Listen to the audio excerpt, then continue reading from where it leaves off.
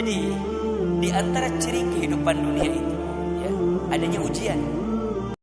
Ya. Ujian. Jadi kalau kita hidup di dunia harus mau menerima konsekuensi, pasti ketemu dengan apa? Ujian. Orang kita nyebutnya masalah gitu. Iya kan? Nah, ujian itu ada dua. Satu, ada yang sifatnya sesuatu yang membahagiakan atau bahasanya kebaikan. Yang kedua, ujian itu bisa jadi sesuatu yang tidak membahagiakan atau keburukan.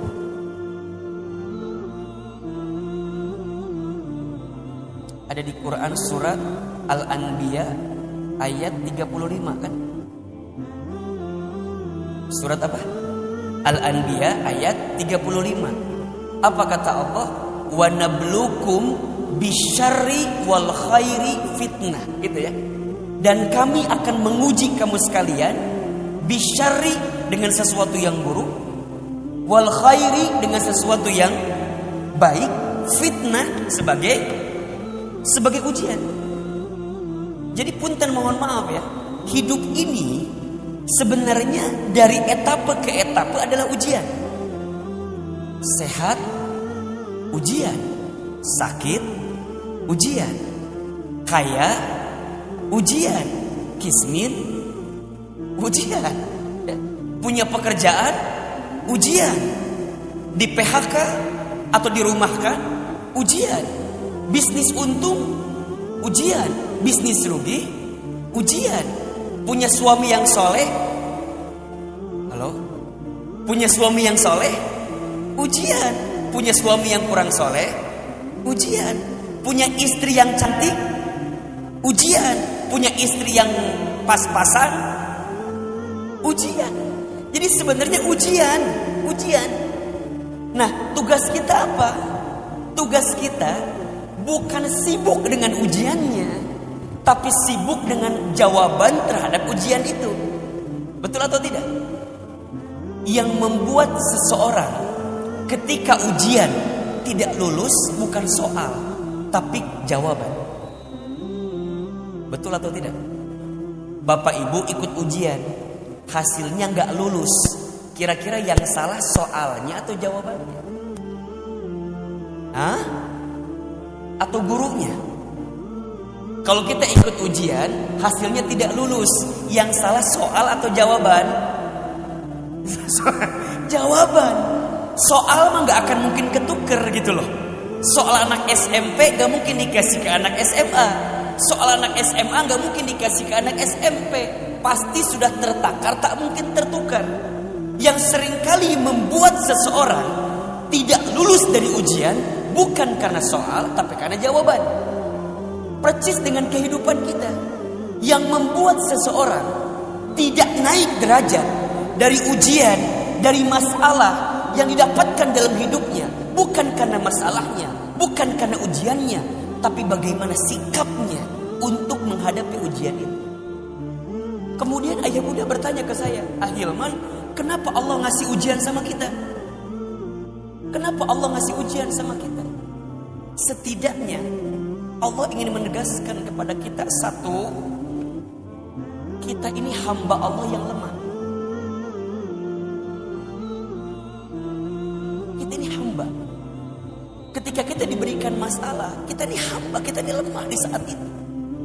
Dan di saat yang bersamaan, Allah pun ingin tegaskan kepada kita semua bahwa tidak ada jalan terbaik yang bisa memberikan keringanan terhadap persoalan kita kecuali Allah Subhanahu wa taala. Jadi artinya dengan datangnya masalah kita makin sadar kita hamba Allah yang lemah, dan kita pun makin sadar kalau Allah Subhanahu wa taala adalah Tuhan semesta alam yang memiliki jawaban daripada apa. Jadi sebenarnya ini perhatikan kalimatnya. Jadi kalau kita hidup di dunia kemudian dikasih ujian dan kita ingin mendapatkan kebaikan dari ujian ini, maka tidak ada cara terbaik kecuali kembali kepada siapa? Tadi kepada Allah. Maka disinilah butuhnya doa. Nah, apa doanya? Disebutkan di ayat itu. Ini kan doanya Ashabul Kahfi. ketika pemuda kahfi itu terkurung dalam sebuah gua yang mereka bingung mau ngapain lagi. Serba terbatas. Sama dengan kehidupan kita, punten mohon maaf. Kalau pagi ini ada di antara ayah bunda, bapak ibu yang rasa begini, Ustadz Hilman, ini udah mentok banget Ustadz. Udah gak bisa ngapa-ngapain Ustadz. Udah susah Ustadz. Udah gak ada jalan keluar Ustadz. Punten. Kan ada bahasa begitu kan. Udah mentok, udah gak ada jalan keluar. Punten. Itu kalimat yang kurang tepat. Bukan tidak ada jalan keluar. Tapi mata dan hati kita tidak terbuka untuk mendapatkan jalan keluar. Kenapa? Karena kita terlalu mengandalkan kemampuan kita. Padahal kita ini makhluk Allah yang lemah tak berdaya. La haula wala quwata illa billah. Kan gitu. Ibaratnya begini. Bapak ibu naik mobil. Oke. Mobil itu kaca bagian depannya kotor karena debu. Pertanyaan saya, ketika kita mengendarai mobil itu, mungkin agak kesulitan melihat jalannya, betul?